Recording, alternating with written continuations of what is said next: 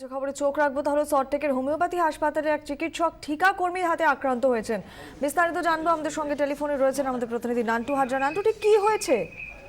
দেখুন, সল্টলেকের national institute of হোমিওপ্যাথির যিনি ডিরেক্টর রয়েছেন সমীর কুমার নন্দা, আজ সকালে তিনি যখন এই ইনস্টিটিউটে আসেন সেই সময় সমীর আমিন বলে একজন, যে এখানে সুইপারের কাজ করতো, গত পুজোর সময় তাকে এখান থেকে বের করে দেওয়া হয়, ইনস্টিটিউট থেকে বের করে দেওয়া হয়। তার কারণ তার বিরুদ্ধে একাধিক অভিযোগ ছিল যে এখানে ঝামেলা পাকানো, ইনস্টিটিউটে ঝামেলা করা এবং মারধর করা। এই অভিযোগ করার পর তাকে কিন্তু এখান থেকে বের করে দেওয়া হয়। এও কিন্তু একজন ঠিকা কর্মী, সুইপারের কাজ করতেন এই সমীর আমিন। এবং আজ সকালে এই সমীর আমিনই এই ডিরেক্টরের উপর হামলা চালায়।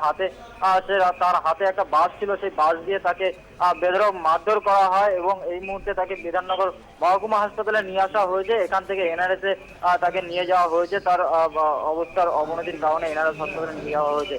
যেটা জানা যাচ্ছে, এই সমীর আমিন সে কিন্তু সেখানে কন্ট্রাকচুয়াল হিসাবে কাজ করতেন এবং তাকে যখন বের করে দেওয়া হয় তারপর থেকেই কিন্তু সে মাঝে মধ্যেই এই ডিরেক্টরকে ফলো করতেন এবং আজ সকালে যখন ফাঁকা পেয়েছেন সেই সময় তার উপরে এই হামলা চালায়। ইতিমধ্যে বিধাননগর উত্তর থানার পুলিশ ঘটনা তদন্ত এবং বিধাননগর উত্তর থানা এর আগেও আমাদের সঙ্গে থাকুন Nantu. Homeopathic national institute of homeopathy government of ইন্ডিয়ার অর্গানাইজেশন, আমি ওখানকার ডাইরেক্টর। তো আমি সকালে আসছিলাম, পেশেন্ট বহু ছিল। নান্টু, যেটা বলছিলেন, হ্যাঁ, এর আগেও কিন্তু একাধিক অভিযোগ রয়েছে এই সমীর আমিনের বিরুদ্ধে এবং বিধাননগর উত্তর থানায় অভিযোগ করেছিলেন ডিরেক্টর, তেমনই জানিয়েছেন আমাদেরকে। এবং তারপরে আজ সকালবেলায় এই হামলায় রীতিমতো এই ডিরেক্টর তিনি কিন্তু ভয়ে রয়েছেন এবং এর পরবর্তীতে আবারও হামলা হতে পারে। ইতিমধ্যেই তাকে এনআরএস নিয়ে যাওয়া হয়েছে এবং এনআরএস থেকে চিকিৎসা করানোর পর তিনি বিধাননগর উত্তর থানায় এই সমীর আমিনের বিরুদ্ধে আবারও অভিযোগ করবেন। ধন্যবাদ নান্টু। লোক মার দিয়ে আমাকে গেট কে সামনে।